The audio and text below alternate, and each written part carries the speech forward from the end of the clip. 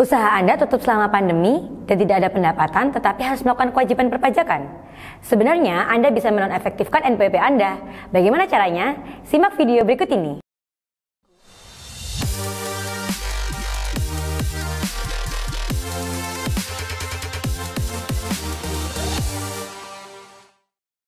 Halo, perkenalkan nama saya Tiwi, saya dari The Consulting. Untuk kali ini saya akan membawakan materi bagaimana cara menonefektifkan NPWP.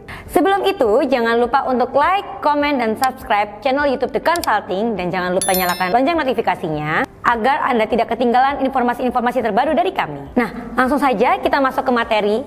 Nah, untuk yang pertama kita akan membahas apa sih perbedaannya non-efektif dan menonaktifkan NPWP. Kalau kita menonaktifkan NPWP, berarti kita sama saja dengan menghapus NPWP kita. Jika kita menonefektifkan NPWP, maka NPWP kita tuh masih ada, tetapi kita tidak harus melakukan kewajiban perpajakan seperti melakukan pelaporan SPT tahunan ataupun melaporkan kewajiban-kewajiban perpajakan yang lainnya, seperti itu. Nah, wajib pajak seperti apa sih yang bisa menonaktifkan NPWP dan mana yang bisa menonefektifkan NPWP? Untuk yang bisa menonaktifkan NPWP, biasanya untuk wajib pajak orang pribadi yang sudah meninggal, atau wajib pajak orang pribadi yang meninggalkan Indonesia untuk selama-lamanya, atau bisa saja untuk wajib pajak badan yang sudah melakukan penutupan usaha ataupun likuidasi usahanya, seperti itu. Sedangkan kapan kita harus menonefektifkan NPWP, yakni ketika wajib pajak orang pribadi melakukan penutupan usaha untuk sementara, atau mungkin wajib pajak orang pribadi tidak memiliki usaha tetapi memiliki penghasilan di bawah PTKP, atau mungkin juga wajib pajak orang pribadi yang meninggalkan Indonesia lebih dari 183 hari dalam setahun namun tidak berniat untuk meninggalkan Indonesia dalam waktu yang selama-lamanya. Juga bisa ketika wajib pajak orang pribadi ataupun wajib pajak badan sedang mengajukan permohonan penghapusan NPWP, seperti itu. Sekarang bagaimana sih cara pengajuan untuk merubah status dari efektif menjadi non-efektif? Nah, untuk pengajuan ini bisa dilakukan secara online ya teman-teman, melalui aplikasi yang bernama e-registration yang ada di pajak.go.id. Jadi teman-teman bisa masuk ke link pajak.go.id, lalu masuk ke aplikasi e-registration. Nanti teman-teman akan disuguhi dengan formulir untuk pengajuan status non-efektif.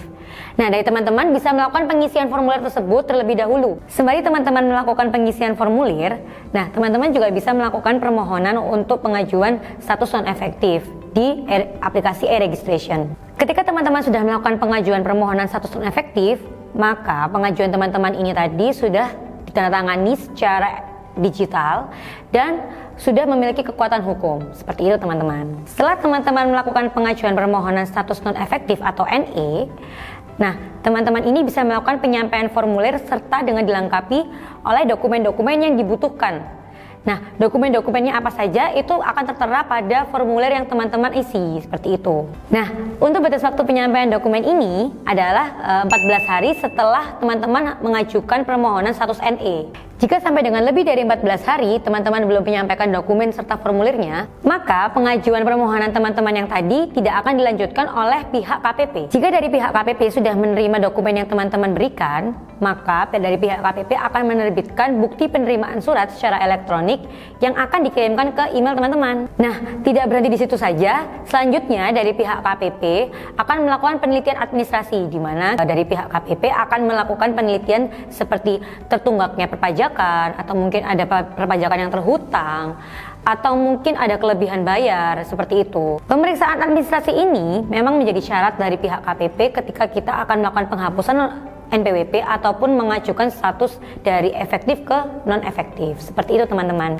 Nah, gimana nih ketika usaha saya sudah berjalan kembali dan saya ingin merubah status saya dari non-efektif menjadi ke efektif? Ini juga bisa teman-teman. Nah, lagi-lagi untuk pengajuan perubahan dari status non-efektif ke status efektif, wajib pajak harus melakukan permohonan ke pihak KPP. Nah, permohonan ini juga dilengkapi dengan dokumen-dokumen yang membuktikan bahwa wajib pajak tersebut sudah memenuhi syarat untuk menjadi wajib pajak yang efektif.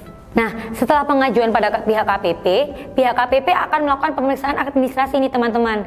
Jadi, meskipun kita dari status efektif ke non-efektif maupun dari status non-efektif ke efektif, pihak KPP tetap melakukan pemeriksaan administrasi terhadap perpajakan kita, seperti itu.